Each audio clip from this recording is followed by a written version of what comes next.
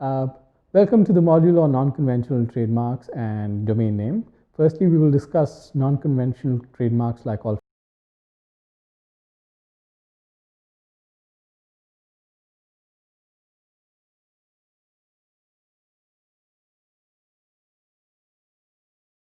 marks, sound marks, color marks, shape marks, and then we'll discuss about domain name and trademark protection. To begin with non-conventional trademarks, there are many non-conventional trademarks, but today's presentation will focus on 4 specific ones, which are olfactory marks, sound marks, color marks, shape marks. The key requirements before we begin to understand the various trademarks is non-conventional marks is the key requirement to register a trademark is that it has to be distinctive, that the mark has to be distinctive, and it should be capable of graphical representation. Now, a non-conventional trademark could be distinctive in character. The problem that a non-conventional trademark actually runs into is usually with regard to graphical representation. Let's look at why we have graphical representation. Graphical representation of the sign usually enables people to know precisely what mark is actually protected, right? The entry of the mark in the public register has the aim of actually making it accessible to authorities and the public. It also avoids any element of subjectivity in the process of identifying the sign. Now, let's look at smell marks as such. Common types of smell marks that have been attempted to be trademarked are smell of rose for tires, smell of freshly cut grass for tennis balls, cinnamon flavored furniture, etc. Now, the important thing to keep in mind is whether the smell is an inherent attribute or natural characteristic of the goods, whether the smell added by the applicant is to identify the goods. Will the public regard the smell as a sign which identifies the applicant's goods? Is the mark capable of being represented graphically? A very important and vital case dealing with smell marks is the case decided by the European Court of Justice, which is called as Ralph Seichmann versus Deutsche Patent and Trademark Office. Now, in this particular case, a protection was sought for the olfactory mark in the Dutch Trademark Office. Now, what was actually sought to be protected was basically a pure chemical substance called methyl cinnamate, whose structural formula is set out as C6H5CH is equal to CHCOOCH3. Basically, they claim for the pure chemical substance methyl cinnamate and also claim for the structural formula of the chemical substance as such. Samples of this olfactory mark were also provided to the trademark office, and it was also listed in the application that it could actually be obtained in various laboratories. Now, odor samples submitted along with the application was described as balsamically fruity with a slight hint of cinnamon. Now, question was whether this can get a trademark. When an odor is reproduced by a chemical formula, can a chemical formula be trademarked? When an odor is represented by a description, can that description be trademarked? When it is deposited, can that be trademarked? Or will a trademark be granted to a combination of above? And further question that was actually raised in this matter was whether such olfactory marks could be graphically represented. Now, courts obviously focused on the issue of graphical representation. Now, the court said trademark acted as a source identifier. Now, as a source identifier, it enabled people to actually avoid any confusion in distinguishing the products and services of one trader from that of the other. Only signs which are actually capable of being perceived visually, that is, which are actually written in terms of letters or in terms of characters or by a picture can be regarded as graphically represented. Now the big question is, can olfactory marks be graphically represented? The answer seems to be no.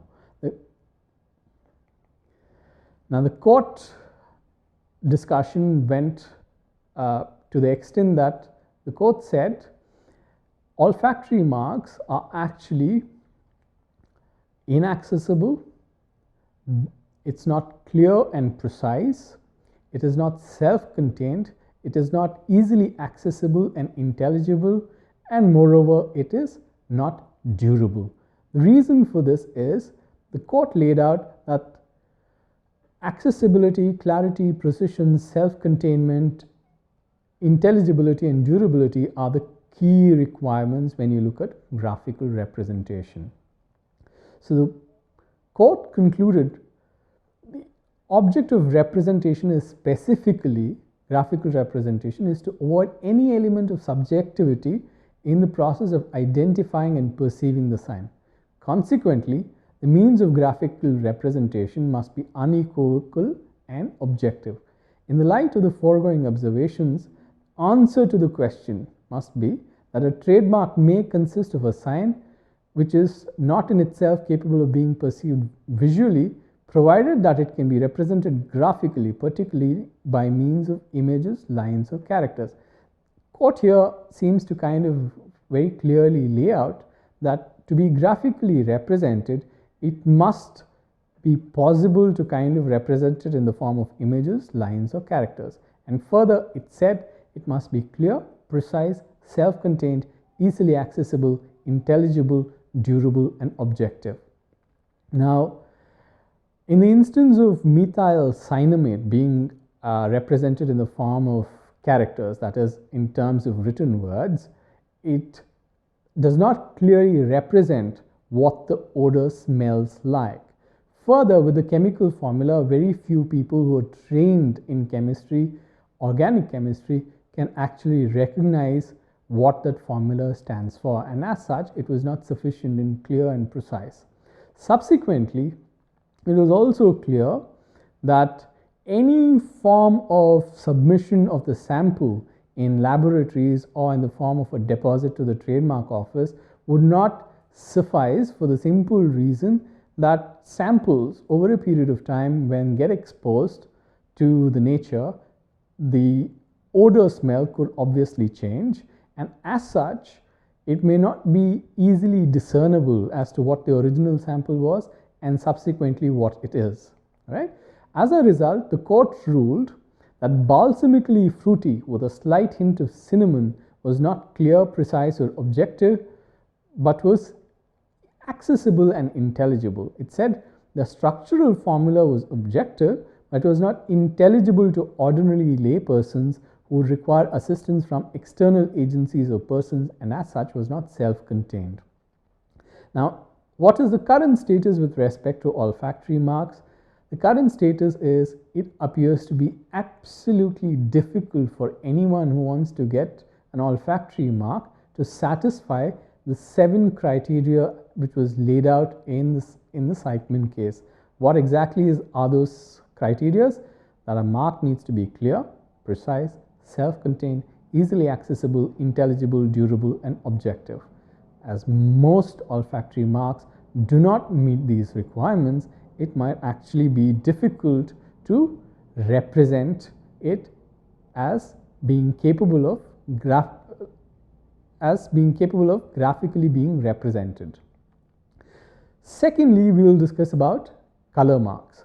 Now, what is the problem with color marks? The biggest problem with color marks is usually the shade confusion. There are different shades of the same color. How do public actually identify with different shades of colors?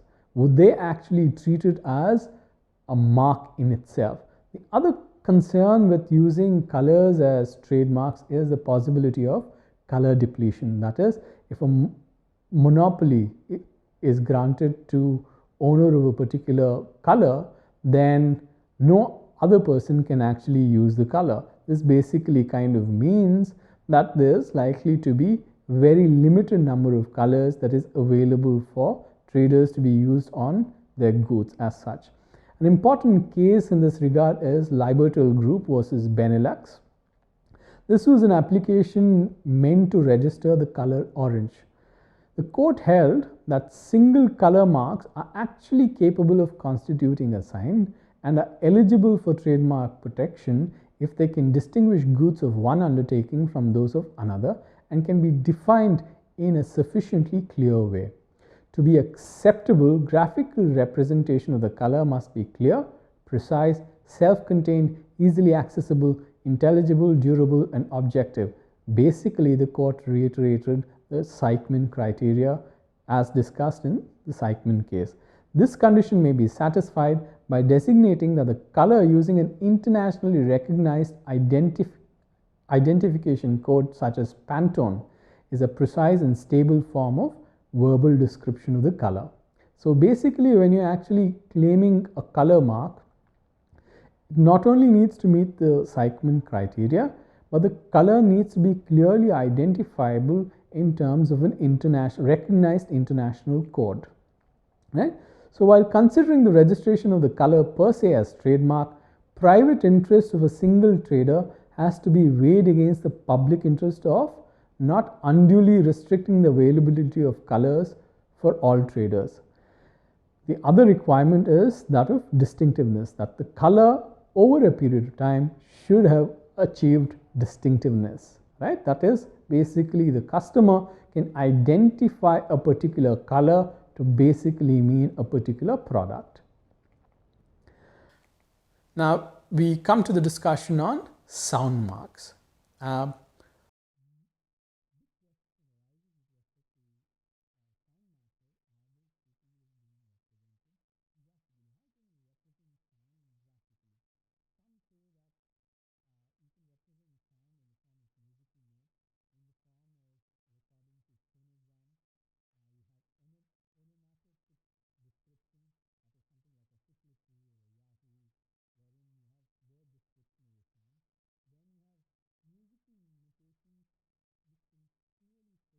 Pitch and duration of sound, that is largely when they are represented on staves. Then you have possible form of actually electronic application of a sound file, right? So these are the various modes in which you can actually represent sound. But the question really is, are sounds capable of being registered? The answer to this was given by the courts in Shieldmark versus Joostgist.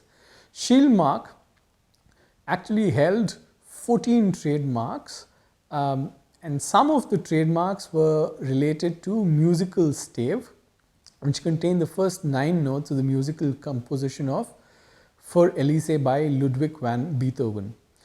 2 of these sound marks consisted of representations of the melody formed by the notes, that is graphically transcribed on the stave, plus in one case played on a piano.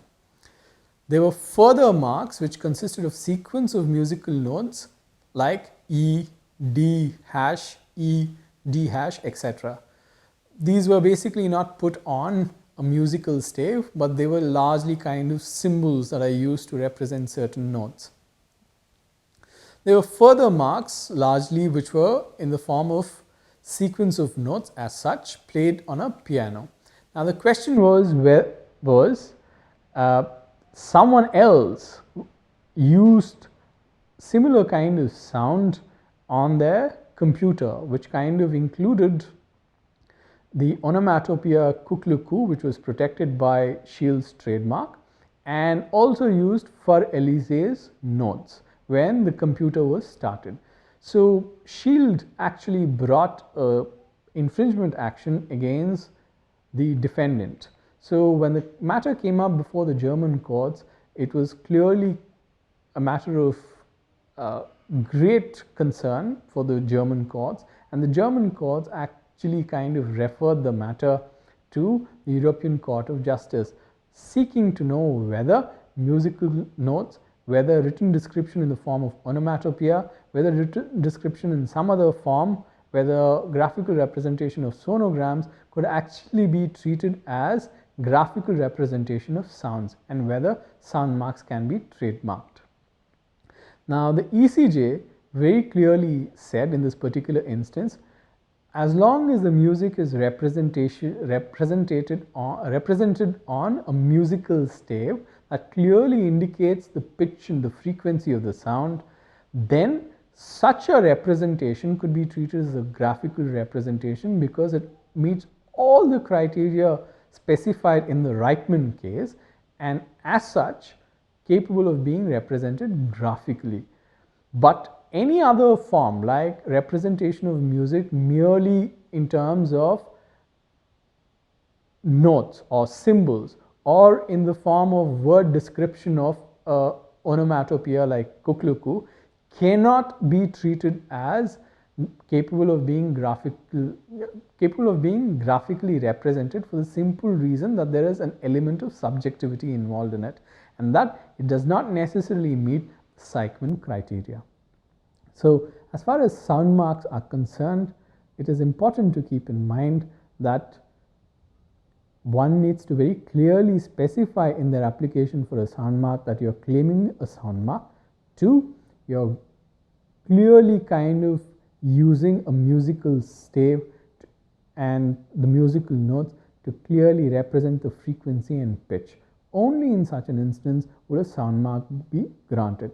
But the courts in other cases have also kind of said the graphical representation of sounds in the form of a sonogram, which clearly indicates the timing, the frequency, the change in the pitch, can also be granted a trademark for the simple reason that it is an objective representation of the sound and there is likely to be no subjectivity.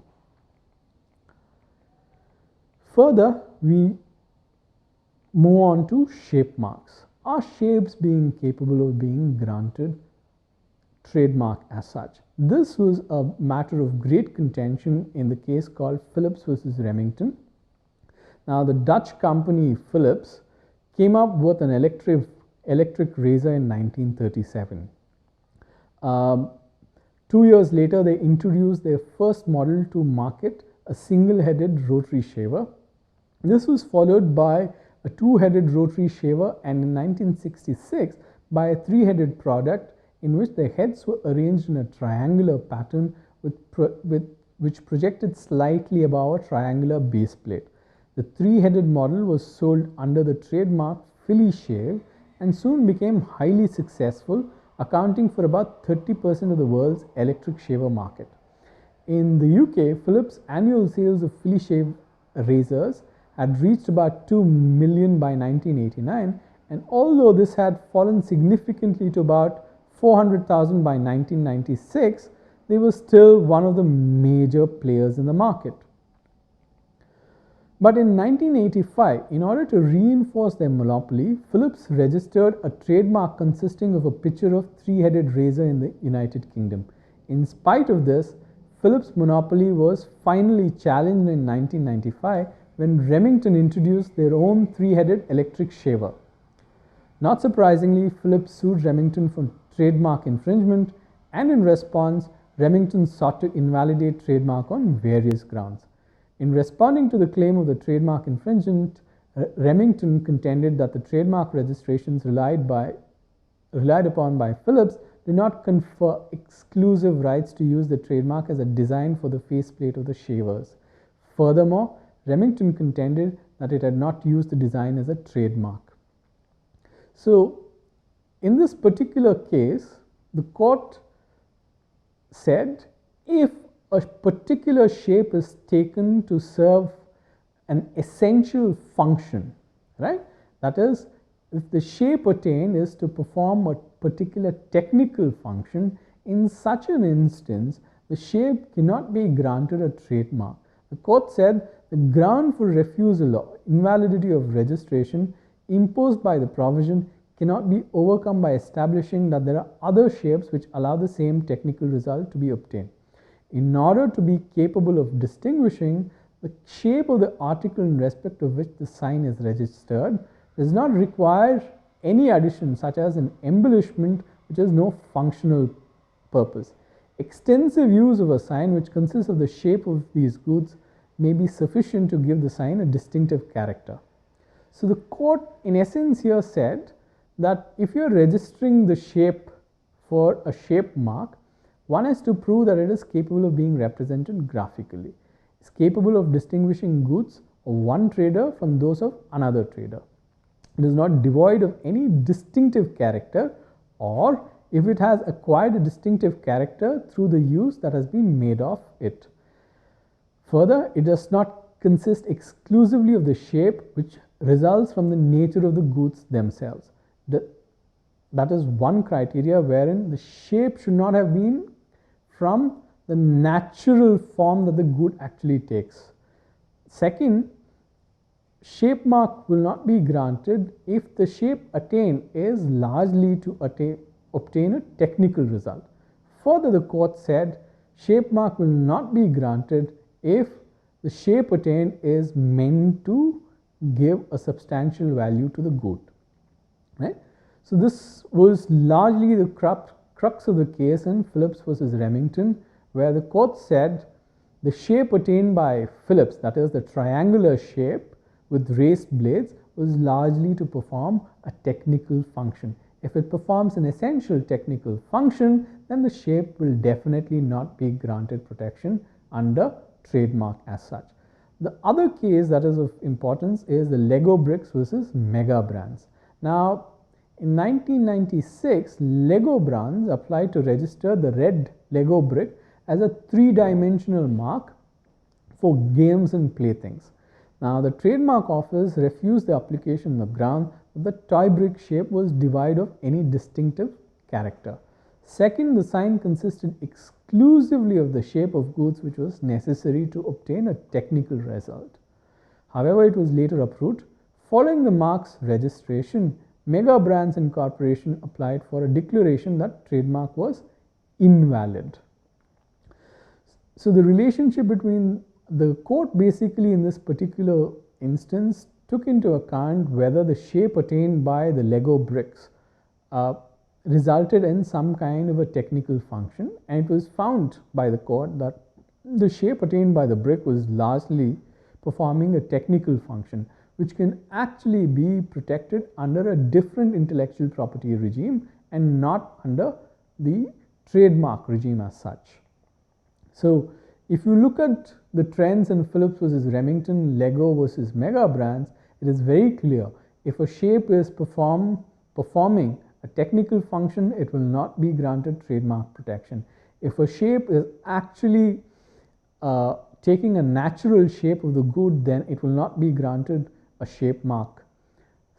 Further, if the shape is largely providing some kind of a substantial value to the goods, then that will also not be granted a shape mark as such. So with that, we actually conclude the discussion on non-conventional trademark. Now we come to the discussion on domain name. What exactly is a domain name? I'm sure most of you would actually kind of use and surf internet. And I'm sure one of the ways of actually going to a particular website is to actually type its address. Now this is usually called as the domain name system, right? So a domain name system has a numerical number which is usually called as the internet protocol number, which is usually the numeric address. And then there is also a human readable address, which is like, for instance, if we type in www.gov.in, that is usually a website where human beings can actually kind of type in numerical letters to enter a particular website. Now, who registers these domain names? It is usually done by a non-profit organization called the Internet Corporation for Assigned Names and Numbers. Now, in a number of countries, the agents of ICANN are actually present, and you can actually register your website with them. Now, when registering the websites, the ICANN actually doesn't run in whether a person who's registering the website as a legitimate business connected with the address. They are only concerned with registering the domain name. They're not considering whether a person has a legitimate business or not. So in case there is a dispute wherein two people are claiming a particular website address, then you can either go through the traditional litigation form, that is, in your own country you can start a litigation that you have a claim for a particular domain name, or you can go through the private arbitration provided under the Uniform Domain Name Dispute Resolution Policy, which the ICANN actually provides for. While domain names, it is important to keep in mind, domain names are universal registrations, but trademark protection is largely territorial. So one of the major problems with domain name registrations is the fact that there are a number of people who obtained domain names of important companies, say for instance Marks and Spencer, Coca-Cola, Sifi, Rediff, etc. While they don't necessarily own a legitimate business, they do not run anything related to those companies, they have registered the domain name, and the whole reason for registering the domain name is largely to kind of then sell it off to the original company which would ideally want that website. So cyber squatting has become a phenomena as of now, wherein a person who doesn't own a particular business actually ends up registering the domain name in the name of a very well-known mark. For instance, taking the domain name for Marks and Spencer. And the whole idea of cyber squatters is that they are first to register the domain name, and when the company wants to register the domain name, they figure out that there is already someone who has registered the domain name. So cyber squatters would then kind of sell off the domain name to the original business at a very higher rate, right? So one of the important cases in this particular matter is Marks and Spencer's versus 1 in a million. Now this was a case where the person who had registered the domain name had absolutely no interest in the business or legitimate business connected with the domain name. The domain name registers was largely Marks and Spencer's, but they didn't actually own the domain name. The whole idea of registering was basically to ask for more money from Marks and Spencer when Marks and Spencer was ready to register a domain name. So in this particular instance, the court said that there is enough evidence for the plaintiff to show that the defendant intended to infringe the plaintiff's rights in future by registering the domain name in their name, although they did not run any legitimate business. The court here particularly said domain names largely domain name disputes can largely be resolved through disputes of trademark injunction and passing off. The court said use of a trademark in the course of the business of a professional dealer for the purpose of making domain names more valuable and extracting money from the trademark owner basically amounted to use in the course of trade. The very fact that the defendant registered the domain name Marks and Spencer without being legitimately connected with the business, and the fact that they aim to sell the domain name at a higher rate to Marks and Spencer goes to show that the registration was in bad faith. And in all such instances, the plaintiff can readily demonstrate that there was bad faith on the part of defendant when the domain name was registered, and as such, in all such matters, the court would give instant relief to the plaintiff as such. Even in India, the domain names are treated very much like trademarks. There are cases like the Satyam Infoway versus Sifinet Solution, Yahoo versus Akash Chopra, wherein domain names were registered and the defendant largely intended to actually eat into the goodwill of the plaintiff, and as such the courts very clearly kind of mentioned that these are instances where domain names are being registered in bad faith, and as such passing off action was allowed. So in effect, in today's time, although domain name may not necessarily be a trademark, courts are readily intervening to treat domain names as if that they are trademarks. So with this, we actually conclude the module on non-conventional trademarks and domain name. We discussed shape marks, color marks, sound marks, and olfactory marks with respect to non-conventional trademarks, and with respect to domain names, we largely kind of discussed how domain names today have become more or less like trademarks, and courts seem to readily grant injunction and intervene when passing off or infringement actions are brought when there is cyber squatting as such. Thank you very much.